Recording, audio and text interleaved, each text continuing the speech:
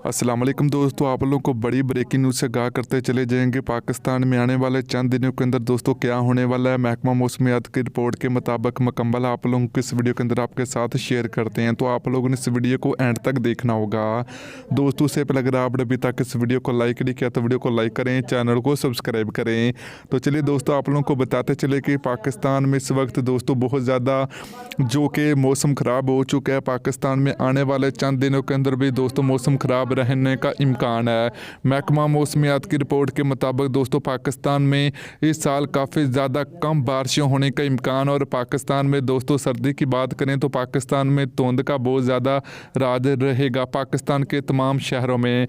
जैसे कि पाकिस्तान में पिछले 4-5 दिन के दरमियान पाकिस्तान के बड़े बड़े इलाकों में मौसम काफ़ी ज़्यादा ख़राब हो चुका है, और जिसके चलते आने वाले चंद दिनों के अंदर भी पाकिस्तान में मज़ीद मौसम ख़राब रहने का इम्कान है।